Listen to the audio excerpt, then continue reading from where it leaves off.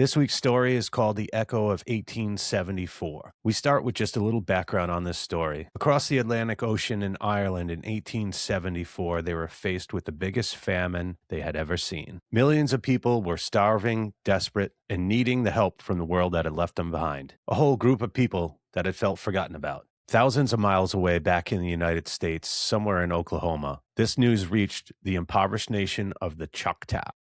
Just 16 years prior, the people of the Choctaw Nation had been forced out of their ancestral lands by the U.S. government in a brutal, deadly takeover. They had lost their homes, their crops, and nearly half their population due to rampant disease and starvation. These people had absolutely nothing to spare. But when the people of this nation heard about those struggling over in Ireland, they failed to see politics or geographical locations. They saw fellow humans struggling just like they had. These Choctaw people pulled together all the money that they could. Every cent they could scrape up, it added up to $170, which in that time is worth several thousand these days. They sent the money they collected across the sea to the starving families in need. It was an act of pure, unconditional empathy from a group of people who had just gone through the same thing. Generations went by, and it became a treasured piece of history for both people in Ireland and the Choctaw Nation in the United States. But as we all know, history has a way of repeating itself. So this is when things come full circle. Fast forward about 170 years to the year 2020. Coronavirus strikes and proved to be devastating for indigenous communities across the United States. The Navajo and Hopi reservations were hit tremendously hard, facing shortages of clean drinking water, medical supplies, and food due to their extreme isolated locations. In a way to try to help out, the local residents started a GoFundMe page, as many do in times of need, hoping to raise possibly a few $1,000s to help elderly tribal members out with groceries. And that's when our story starts getting good. Back across the Atlantic Ocean in Ireland, people were taking notice of the funds being raised. They remembered what happened way back in 1847. So Ireland starts spreading all this information about funds being raised, and it goes like wildfire. $10, $50, $100 for some people, all small donations which turned into one huge sum of money by the end of it. The Irish donors started filling the comment sections with deeply emotional messages. They wrote things like, "Ireland never forgets. You helped us when no one else would, and now it's our turn to stand with you." Another one wrote, "From Ireland with love, 170 years later." Because of this unbelievable chain reaction, the humble local fundraiser completely shattered its original goal, ultimately raising well over several million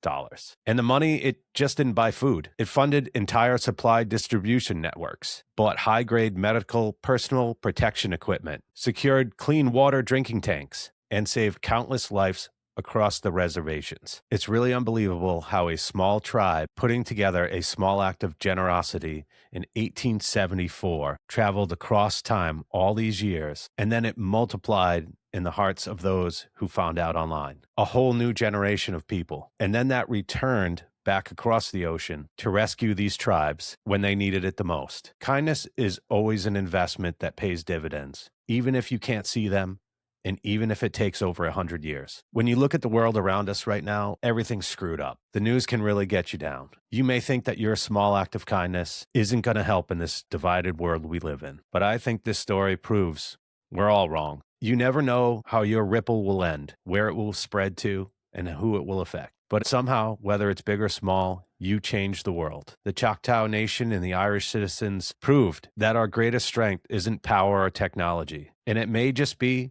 the memory of someone's kindness. I hope you liked our main story today here on Briefly Good, and it brings you some hope heading into the rest of your week. Please follow this account for more good news. And part of what I like to do here on Briefly Good is give you some actionable strategies to help you maybe feel less negative, more hopeful. And today's strategy is pretty easy. It's just something you need to practice. So what I want you to practice is pausing. Practice the pause. Pause before assuming.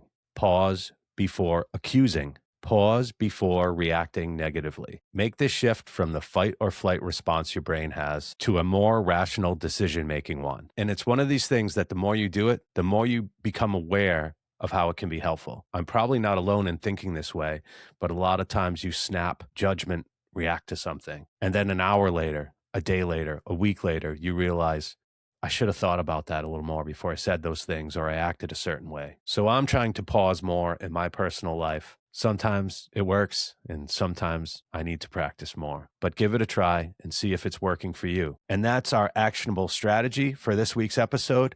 And now we're going to end with the briefly good quote of the week, like I always like to do. This one comes to us from Mark Twain. The secret of getting ahead is getting started. I hope you have a great week. Thanks for tuning in to Briefly Good. I'm your host, Scott, and make sure you do a little good today, even if it's brief.